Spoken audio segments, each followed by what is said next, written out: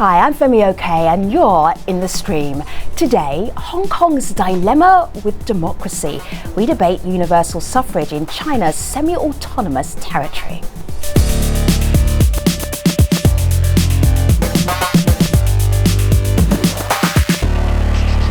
So this is a very vibrant conversation online. Our digital producer Malika Bilal has been tapping into it.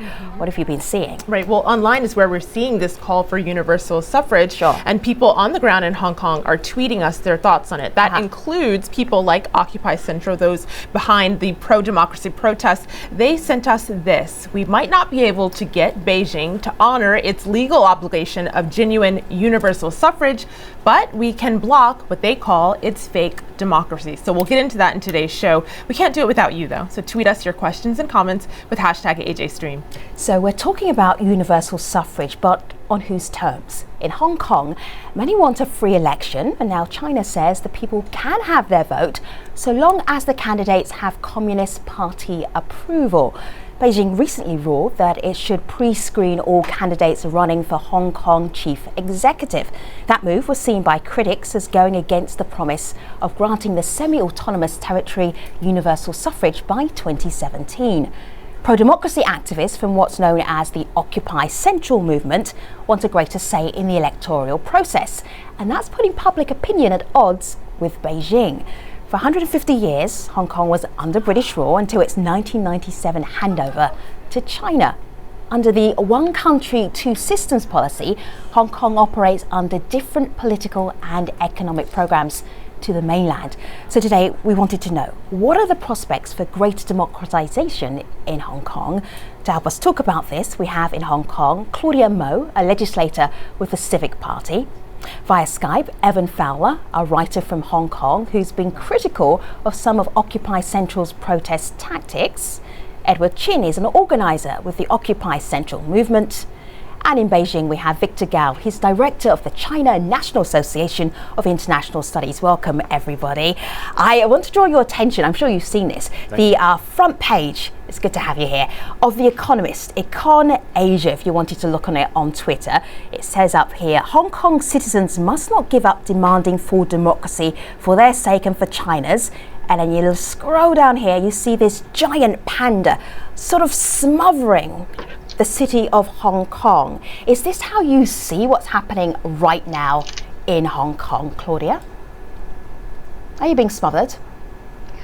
I do have that the rather horror feeling that they're trying to eat up Hong Kong. You probably didn't know our Legislative Council interior decoration, the wallpaper comes with that sort of bamboo leaves, and that's after the giant panda. And I think our legislative branch is being eaten up by the executive branch anyway, and the executive branch being just a lackey of Beijing. So Victor, this ruling where the main candidates for chief executive for Hong Kong in 2017 are going to be picked by Beijing, that's caused a lot of controversy right now. Can you understand why it's controversial for Hong Kong? No, first of all, I think all the stakeholders, including all the people in Hong Kong, as well as in Beijing, they want to have a universal suffrage starting in 2017. So universal suffrage is not an issue right now. Now, on the table, there are two things which are controversial, and there are protests in Hong Kong about these. One is how should be the nomination process for the candidates for the chief executive. Now, there are people, political forces in Hong Kong, which demand that everyone can nominate everyone else or themselves. So it's a kind of a freewheeling process. Now, what the Standing Committee of the National People's Congress, representing the central government in Beijing, decided recently is that there will be a nominating committee composed of 1,200 members from 4 major sectors representing, the walks and lives in Hong Kong. And so this is the decision already made, which is the second step in this long 5-step process. And what's going to happen in the coming months, a couple of years, is for the Hong Kong people to Go ahead, Claudia. The decision by the National People's Congress Standing Committee has already been made. All right. And the third step is for Hong Kong to continue the political consultation and for the legislature to take a vote. And if 2/3 of the votes support this, the Chief Executive of Hong Kong will refer the decision back to the central government, and the Standing Committee of the National People's Congress will make a final decision. All right, then Victor. universal suffrage in 2017 will happen. All right, Victor, I hear that Claudia was piping up there when you said decision was already made. Claudia, what did you want to add? Yes. Well, this is rule by decree. We're supposed to enjoy a high degree of autonomy, and political reform in Hong Kong should have been decided by Hong Kong people. It's not even rule by law here. We need rule of law, but this is rule by decree. And this business about what the election college or nominating committee, it's all handpicked by Beijing. This is even worse than what we've got. What we've got is we got some handpicked candidate by Beijing, and it's being voted in by a small circle of Beijing lackeys. Now, they allege that we have one man, one vote. To vote for whom? Candidates only handpicked, allowed by Beijing. And you call that democracy? This is even worse than the previous lie. This is an even bigger lie. Well, Evan, I want to bring you in here because you heard what Claudia said, that this is even worse. Online, we are hearing from at least one person who says, maybe this is a step in the right direction. I want you to have a listen to this video comment and then let me know what you think. It is important to remember that this procedure would give Hong Kong people considerably more democracy than they have now. Hong Kong people currently have no power to choose their leader. If these proposals go through, there will at least be an election. Candidates still have to campaign. The idea that any candidate can win without engaging the population is absurd. The election needs to be the focus. Let us see if the upcoming campaign and election is vibrant. Then we can better discuss Hong Kong's prospects for democracy. So, Evan, I see you shaking your head there. What are you thinking? Well, I think he... Well, if I may add a point, I think Claudia just now said that the system will be even Victor, worse I'm going to ask you to hold tight for a moment. Before, Victor Gao, hold tight for a moment, because Evan had already started speaking. Then we'll come immediately back to you. Go ahead, Evan. Well, I think the person on the video doesn't know what he's talking about. I mean, the reality is, the election committee, the current election committee, the current election committee, which will be a nominating committee, as proposed by well, let's be honest here, as proposed by Beijing. 80% of them basically take their orders from Beijing. It's actually designed in a way in which really there's no way that Hong Kong people could really have a say in that nominating committee. Now, but the thing is, what I personally believe has happened, the framework has essentially given Hong Kong people, on the face of it, universal suffrage, but has actually introduced a less democratic system. And I say that because we may not have the option to vote for our chief executive at the moment, but the thing is, at least for someone to run it, if you take Albert Ho, for example, in the last chief executive election, the requirement for someone to run a campaign to be nominated. Because why, Evan? Well, for the rest of us who don't live in Hong Kong. Sorry, he's a pro-democracy legislator, right? And he was able to secure 150. Well, the required 150 of the 1,200 votes in order just to run a campaign. Now, it was a purely symbolic campaign. There was no way he was actually going to win. But at least people had the option of seeing someone else. All right, so, now they've actually increased it. Now they're saying that they actually have to have half of those votes. I mean, they're shutting off basically anyone who's not pro-China. Right. So, Evan, I think Victor would have described that as a freewheeling system. Victor, what did you want to add?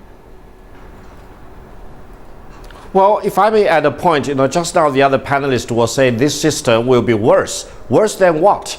Britain was in rule of Hong Kong for more than 100 years. And did this panelist compare this as worse than what they have in Hong Kong under the British rule? No, under British rule there was no election at all, and the British Crown just appointed the governor. So you need to put things in historical perspective, and you cannot start from scratch and argue in the void. All right. Okay, just wait, Victor. Let's get the perspective right. Okay. Under Britain, there were certainly two incidences when Britain. I mean, it was bizarre. I grew up in a colony, and one of the things I could never understand was why was this a colony?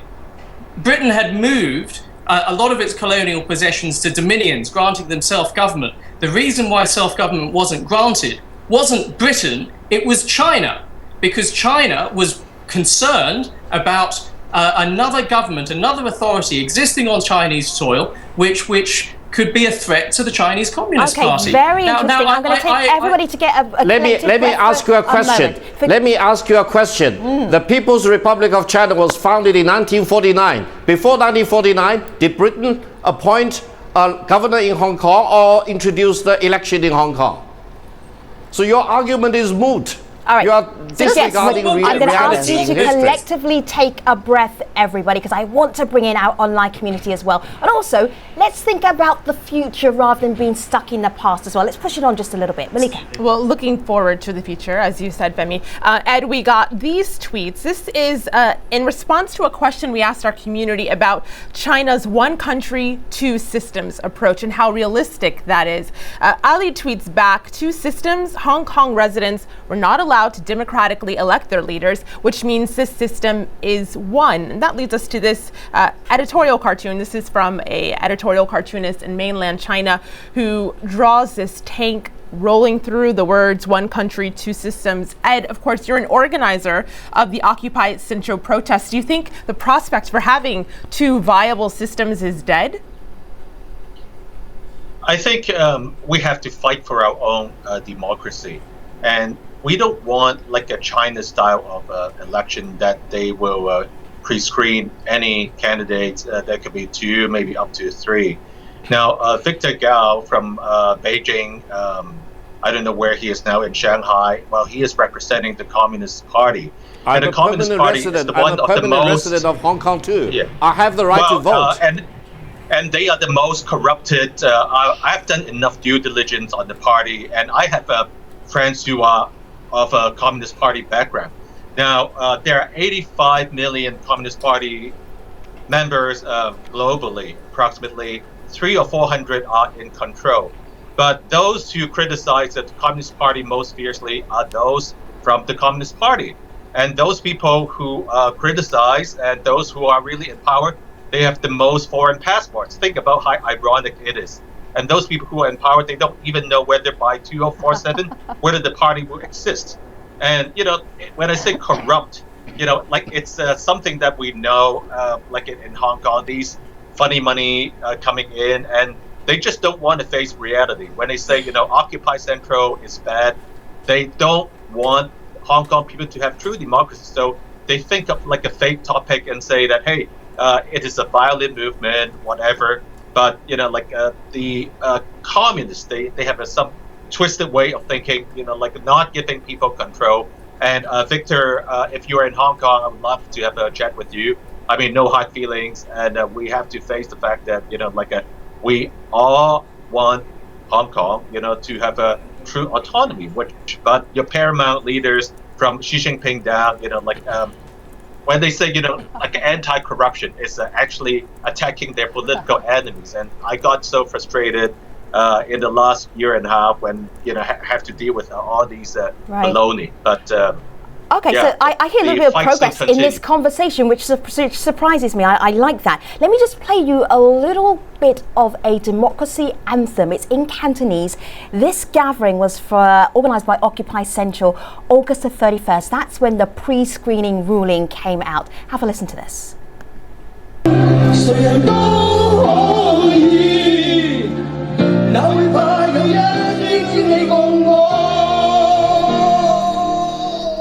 People there with their phones, their flashlights instead of candles there, Claudia. I'm hearing the emotion of the situation. If we're going to tap into grassroots for Hong Kong, how are people feeling right now that they know that their candidates for chief executive for the Hong Kong election will be pre-selected? If you could give us a really good sense of how people feel, what's their mood right now? The mood is the mood of people in Hong Kong is one of anger, resentment, the feeling of being let down by the Hong Kong government, which is supposed to fight for our interests. It is getting worse for Hong Kong because the Beijing framework that's being decreed is actually toxic for Hong Kong. It's worse because in the past, at least we can say, oh, this chief executive, this leader of Hong Kong does not have the people's mandate. Now, if they have their way, this fake sort of democracy framework actually would get passed at LegCo. They could now, from then on, claim that, look, this person, this new leader, is being voted in by one man, one vote, allegedly, right? And he could do everything Beijing tells him to do. Right, but the mood... That would put Hong Kong into evil of no end. Sure, Evan. Could I just add something to what please. Claudia... First of all, the clip you actually played, what was the 1st of July, I was at both demonstrations. I've been at both demonstrations. I was also at the anti-Occupy or the pro-establishment demonstration. Again, I'm not someone who takes sides, but I'm someone who has very little tolerance for bullshit. And I think one thing which I find very upsetting, I can say at Tamar on the 31st, a lot of young people were not there. And when I actually went there, an old lady came over. I was there with 2 interns. And an old lady came over and said to one of the interns with me, she said, "Aren't you scared?" And she said, "Scared of what?" And she said, "Well, my whole family support Occupy, but I told all of my children not to come because I'm scared of their future.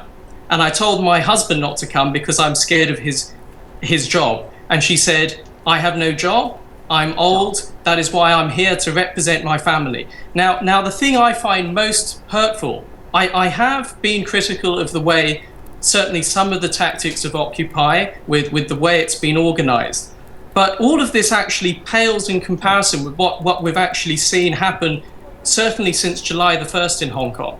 We've seen the police arresting people on very small misdemeanors, digging up things from many years ago to put people to put them away. We have seen certainly in the anti. Okay, we lost Evan there just for a moment. We have him frozen, but I just say July the 1st was Independence Day in Hong Kong, and that was when there was a huge, big Occupy Central pro-democracy march. Not independent. Yeah, no, let me go. Independence Day. Let me go to Malika so she can bring in some more of the community. Claudia, we'll come back to you. Right. Well, you talked about that massive demonstration out on the streets in July. We also saw protests in August. And so our community is asking what comes next? What is the way forward? So Ed, I'd like you to have a listen to this video comment. From a civil resistance perspective, we've witnessed remarkable manifestations of people power in Hong Kong. Although the Occupy Central nonviolent direct action movement was clearly dealt a setback by the Chinese government's recent announcement about the elections, the pro-democracy movement in Hong Kong is hardly dead. The challenge for the movement now is to continue its intense outreach to different and diverse groups in Hong Kong society, to diversify its nonviolent tactics, and to keep up the pressure for change. So Ed, she says, keep up the pressure for change. What does that look like? What does that pressure look like? Is a sit-in likely? Well, there will be, they call a fluid occupying event. So it might not be just one big sit-in. That could be moving in stages. Now, tomorrow, the 3 co-organizers of Occupy Central, they will shave their hair, basically just to show a sign of discontent about what's going on. And I represent the finance and banking group who support Occupy Central. We will be placing an ad addressing it to President Xi Jinping, telling Xi Jinping, not to interfere with the Hong Kong affairs and don't stage another Tiananmen crackdown. We are very serious about it, and we have to speak up. We have to talk to the international community and expose it as much as possible. And of course, Beijing would say, "Hey, this is a local, internal affairs. Foreign countries stop meddling with the Hong Kong affairs." But it's true. It's a lot of lies, and I've got some people who work in the finance community who are with communist background, and if they live in Hong Kong long enough, they see the core values of Hong Kong too. So I would like to talk to Victor Gao, right? Like if you do come to Hong Kong and you say you do, let's have a chat at FCC. I mean, a man-to-man talk, and just don't wear your communist hat. Just be a person, be a human being. All right, take a breath, because I want to bring Victor into the conversation. Claudia, hold tight. I want to actually hear. If I can add a point here, first of all, Hong Kong is my home too. I'm a permanent resident. I have permanent residency. I have the right to vote. So we are together in the same boat. Now, on the other hand, Hong Kong as a democracy, of course, by definition, people have the right to protest and to demonstrate, and they have the right of free speech. But when you exercise these democratic rights, you cannot disregard the police order. You cannot do a demonstration without getting police approval first. You cannot do so in disruption of civic order or social stability, because otherwise you violate the rights of the other people. Therefore, Occupy Central has already committed these offences. Don't be ridiculous. And will be dealt with as violations one of the at a law. time, so I can actually hear you. Go ahead, Claudia, very briefly. Yeah. Can I? Yes. Can I draw your attention about the mood in Hong Kong? The young people, university students in particular, are staging this mass boycott of classes on campus on September the 22nd.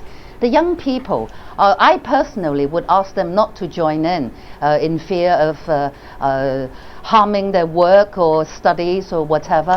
But then if Victor thinks all protests are not allowed to inconvenience other people, then there will be no rallies, no protests, no demonstrations on earth. What are you talking about? Can I also just add one other point? You can add one other sentence, Evan, because we're right at the end of the show. So yes, I'm going to override all of you because we're right at the end of the show. Okay, so let me tell you who we have. Claudia Mo, you could hear her. Ed Chin, you could hear Ed. Evan Fowler, you could also hear Evan, and also Victor Gao as well. We are taking all of our guests from this very vibrant, energetic conversation online to stream.outerzero.com. Let me just check in to see how people are responding to this conversation. Well, something we can talk about in the post show is the role of the financial industry in this and what their role might be looking forward. And we will hear what our other guests have to say. As I just put a little bit of a dampener on them, just for the moment, we will unleash them again at stream.outerzero.com. If you want to be part of the conversation, not too late, you can tweet Malika at #AJStream. Let me tell you about the next show. We will be looking at the child sex abuse scandal that's rocked the English town of Rotherham and why some feel that political correctness is getting in the way. We will have that discussion on the next AJ Stream. But for now, stay with us. The post show is next at stream.outerzero.com. Malika and I will see you online. Take care.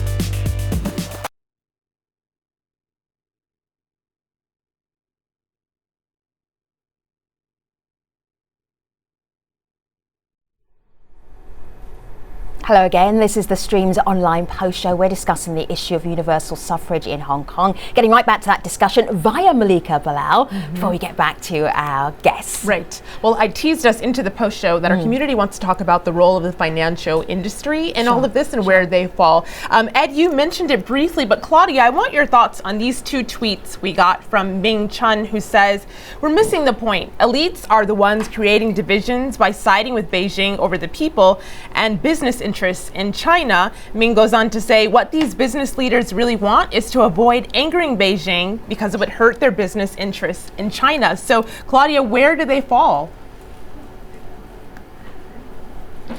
Now, Hong Kong has always been a financial hub, that's for sure. But then we need to draw a line when something about humanity hits the bottom line. Look at the UK government. What has it done? The Foreign Office issued some neither here nor there statement. Why? Because it's worried about its share in the China pie. Now, if you want to keep Hong Kong as a real financial hub, you need to keep Hong Kong as it is, preserve our identity, and not letting Beijing integrate Hong Kong into the mainland. Mainlandization of Hong Kong, recolonization of Hong Kong by Beijing with mainlanders. They're trying to get our young out of Hong Kong.